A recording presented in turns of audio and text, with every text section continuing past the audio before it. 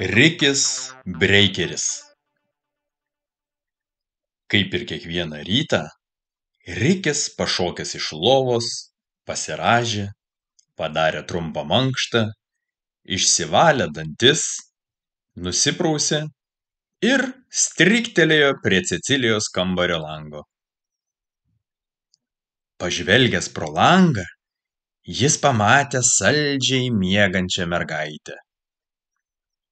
Stryktelėjęs į kambarį, skruzdėliukas šūktelėjo: Cecilija, greičiau kelkis, eime kažką paveikti.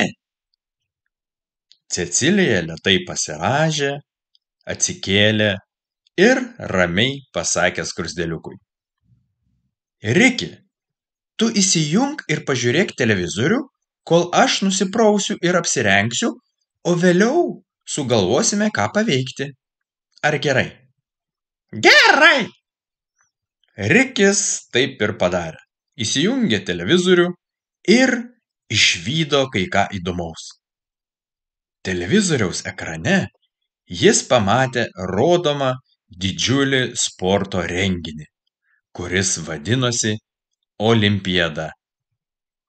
Olimpiadoje visų pasaulio šalių geriausi sportininkai kovoja dėl geriausio sportininko vardo ir, žinoma, aukso medalių. O tuo metu, kai Rikis įsijungė televizorių, kaip tik prasidėjo pasaulio geriausių breiko šokėjų pasirodymai. Jie varžėsi dėl pirmųjų 3 vietų. Skruzdėliukui net akių vyzdžiai išsiplėtė, kai jis pamatė, kaip vikriai sukasi ant parketo breiko šokėjai. Jis niekada nebuvo matęs, kad taip lengvai ir taip greitai kas nors suktųsi ir darytų visokiausius triukus su savo kūnu ant žemės. Tik nesupraskite klaidingai, šokėjai judesius atliko lengvai, tačiau šokėjų atliekami judesiai buvo labai sudėtingi. Jų taip paprastai niekas neatliktų. Tam reikia labai daug treniruotis. Breikeriai pašokdavo ir nusileisdavo ant pilvo arba nugaros. Kiek pasisukę, pakeldavo visą kūną ant rankų, o vėliau sukdavosi ant galvos iš šonus, atkišę rankas ir kojas. Tai buvo nepakartojamas vaizdas. Skruzdėliukas Rikis taip užsižiūrėjo, kad net nepastebėjo, kaip į kambarį įėjo Cecilija. Na, skruzdėliuk, ką tu čia žiūri? Pasiteiravo mergaitė. Oho, tu tik pažiūrėk, sušuko skruzdėliukas.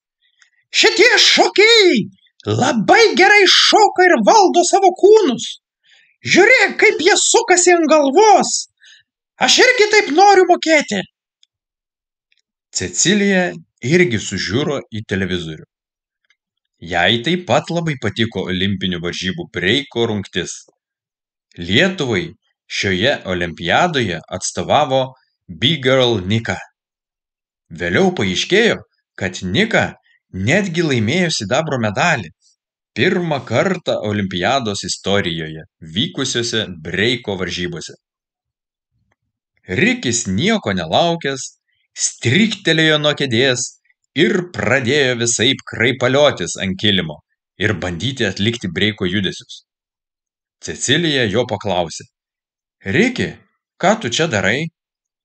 Nieko, tik šoku breiką, va, atsakė skruzdėliukas ir toliau kraipė užpakalį ir visaip kelnojo kojas. Cecilija vos ištvėrė nesusijuokusi. Jai skruzdėliukas pasirodė labai juokingas. Kuomet visaip keistai kraipėsi, o ypač juokinga buvo jo veido išraiška. Kuomet bandydavo kaip nors susiriesti ar išsikreipti, jo išraiška pasidarydavo dar juokingesnė. Kartais jis net iškišdavo liežuvį. Skruzdėliuk, pasakė Cecilija, gal eime ką nors paveikti? Ho, Aš sugalvojau. Mes suorganizuosime miško žvėrelių olimpinių žaidynių breiko varžybas. Tvirtai atšovė skruzdėliukas ir suplojęs rankomis stryktelėjo prie išėjimo. Cecilija jau suprato, kas jos laukia ir kokia diena nusimato. Skruzdėliukas norėjo suburti visus miško žvėrelius į vieną būrį ir šokti breiką taip, kaip rodė per televizorių. Tačiau Cecilija žinojo, kad tam, kad taip šoktum breiką, kaip tikri breikeriai, reikia daug treniruotis. Ji žinojo, kad miško žvėreliams gali ir nepasisekti taip gerai sušokti breiko, tačiau ji neprieštaravo. Kita vertus, tai gali būti labai linksma. Cecilija prieš išeidama iš namų paėmė muzikos grotuvą, jo gali prireikti norint šokti breiką. Skruzdėliukas Rikis tuoj pat sukvietė visus miško žvėris į centrinę miško aikštę, kur jiems papasakojo, ką matė per televizorių. Trumpai parodė, kaip atrodo breiko judesiai ir visus informavo, kad tučtuojau bus šokamas breikas ir varžomasi dėl geriausiojo miško žvėrelių breikerio vardo. Visi žvėreliai apsidžiaugė, kad turės progą pasivaržyti ir gerai praleisti laiką. Cecilija įjungė hip-hopo muziką, o miško žvėreliai truputį prasimankštino ir padarė apšilimą. Cecilija taip pat buvo paskirta vyriausiąja komisijos nare ir teisėja. Ji turėjo nuspręsti ir išrinkti, kuris miško žvėrelis geriausiai sušoko ir nusipelno geriausiojo breikerio vardą miške. Pirmas į sceną žengė skruzdėliukas Rikis, nes jis negalėjo nustygti vietoje ir visaip kaip judėjo ir raitėsi, norėdamas šokti. Pradėjęs šokti, jis vėl nutaisė labai keistą veido mimiką. Rikis suko liemenį, kraipė galvą ir sukiojo rankas bei kelnojo į šonus kojas. Jo šokis šiek tiek priminė rytinę mankštą, kurią jis daro atsikėlęs iš lovos kasdien. Savo šokį jis užbaigė pliaukštelėjimu ant žemės, kuomet nukrito ant pilvo kaip konkorėžis nuo eglės. Sekantį į sceną žengė stirna Šarlotė. Ji, prasidėjus muzikai, pradėjo stipriai krutinti ausis ir purtyti kojas. Vėliau, susukusi kaklą, ji persivertė per šoną kelis kartus ir netgi atliko kūlverstį. Visi buvo sužavėti, nes niekad nematė Šarlotės darant kūlveršius. Žvėreliai plojo. Sekantis į sceną išėjo kiškis Kostas. Kostas pradėjo suktis ant pilvo, kas atrodė tikrai įspūdingai. Vėliau jis pradėjo visaip raitytis ir ploti ausimis, galiausiai jis stryktelėjo į viršų ir atliko keletą apsisukimų, kol galiausiai pradėjo suktis ant galvos kaip tikras akrobatas. Kiek neapdairiai mosuodamas su ausimis į šonus, jis užkliuvo viena ausimi už krūmo ir ją trinktelėjo į šaką. Atsikėlęs pamatė, kad viena ausis yra susisukusi ir šiek tiek palinkusi. Kiškis Kostas išsisuko ausį. Visi žvėreliai netvėrė juoku, o kiškis Kostas nuo to laiko taip ir vaikščiojo su viena palinkusia ausimi, kuri buvo nusukta į šoną. Sekanti turėjo eiti šokti lapė Milda. Tačiau pamačiusi, kad Kostas išsisuko ausį, tuoj pat apsigalvojo ir tarė: Na jau ne, aš tai tikrai nešoksiu. Aš pasaugosiu savo dailiąją pūstą uodegą. O tai dar gali netaip nutikti. Dar, kad aš išsisuksiu kokią ausį ar savo gražią uodegą nusilaušiu. Ir kas tada? Sekantis į sceną išbėgo voras Steponas, El Stepano. Jam visai neblogai sekėsi šokti ir jis mokėjo suktis ant savo plonų ilgų kojyčių. Vienu metu netgi sukosi ant vienos kojos, kol laikė pakėlęs likusias 7. Tačiau voras Steponas bijojo apsiversti ant galvos, nes nemokėjo atsiversti atgal.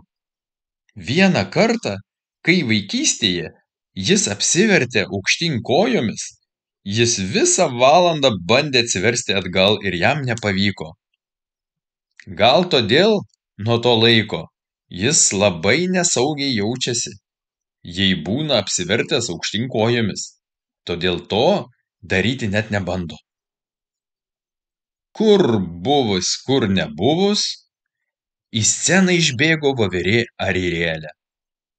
Ji labai mikliai padarė keletą apsisukimų, atliko akrobatinį šuolį į viršų su keliais suktukais, bei puikiai sukosi ant uodegos, iškėlusi visas 4 letenėles į viršų.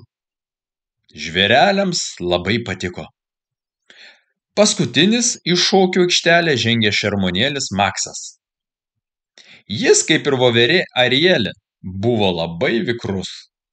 Maksas parodė, ką moka daryti su savo pilvuku.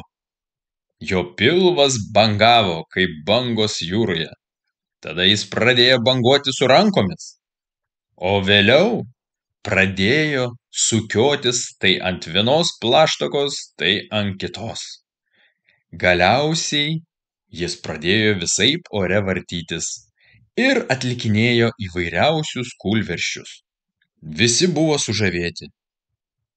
Pasibaigus šokių pasirodymams, visi susirinkę miško žvėreliai garsiai plojo ir šaukė savo favoritų vardus. Dažniausiai buvo girdimas Arielės ir Makso vardas. Tai reiškia, kad Arielės ir Makso pasirodymai žvėreliams labiausiai patiko. Tuomet Cecilija visiems paskelbė, kad įvyks 2 geriausiai pasirodžiusių gyvūnėlių pasirodymas finale, kuris ir lems, kas bus pripažintų geriausių miško breikerių. Maksas ir Arielė labai džiaugėsi, galėdami dalyvauti varžybų finale. Pirmas į finalo pasirodymą žengė Maksas. Jis be visų anksčiau parodytų triukų finalo pasirodymo metu atliko 2 kūlvirstį ore, kurio niekas nebuvo anksčiau matęs. Žvėrys buvo taip nustebinti, kad pasibaigus pasirodymui kelias sekundes tvyrojo tyla. Vėliau visi pradėjo stipriai ploti ir skanduoti Makso vardą. Arielė finalo pasirodyme parodė, ką geba atlikti su savo uodega. Ji pašokusi į viršų ir nusileidusi ant uodegos, pradėjo dideliu greičiu suktis aplink ir visaip keitė kūno pozas. Žvėrys buvo apstulbę ir visi išsižioję stebėjo pasirodymą. Pasirodymas buvo toks nuostabus, kad galiausiai nebuvo aišku, už kurį finalo pasirodymą reikia balsuoti. Cecilijai buvo be galo sunku nuspręsti, kuris iš finalo 2 pasirodymų buvo geresnis. Jie abu buvo verti nugalėtojo vardo. Tiesą sakant, ji nežinojo, ką daryti. Tačiau jai staiga kilo puiki mintis. Ji paprašė visų žvėrelių, stebėjusių šias varžybas, prabalsuoti už finale pasirodžiusius Maksą ir Arielę. Pakelkite, prašau, letenėlę, sparną ar kitą kokią galūnę, jeigu jūs manote, kad nugalėti šiame finale turi Maksas. Ir pasirodė gausybė letenų ir sparnų. Jei atvirai, tai visi pasirodymą stebėję žvėrys balsavo už Maksą. Na gerai, o dabar pakelkite, prašau, sparną ar leteną, tie, kurie manote, kad nugalėti šiame finale turi Arielė. Ir vėl pasirodė jūra letenų ir sparnų. Visi norėjo, kad nugalėtų Arielė. Na gerai, tarė Cecilija. Vadinasi, šiandien Mes turime 2 nugalėtojus, Maksą ir Arielę, sušuko ji ir visi žvėrys pradėjo ploti ir visaip kaip džiūgauti. Rikis buvo labai laimingas, kad pirmasis miško breikerių čempionatas taip puikiai pavyko. Jis netgi pasiūlė Maksui ir Arieliai susiburti ir šokti breiką abiem kartu. O gal netgi įkurti miške breiko mokyklą, į kurią galėtų užsirašyti norintis žvėrelių vaikai, o gal netgi ir patys tėvai. Šioje vietoje mūsų pasaka ir baigėsi. Dar ilgai miške sklido kalbos ir prisiminimai iš pirmojo ir nepakartojamo breiko čempionato. Na, o kaip Rikiui ir Cecilijai sekėsi kitą dieną, sužinosi jau kitoje pasakoje. O dabar aš sakau iki ir iki kito pasimatymo su Cecilija ir Rikiu.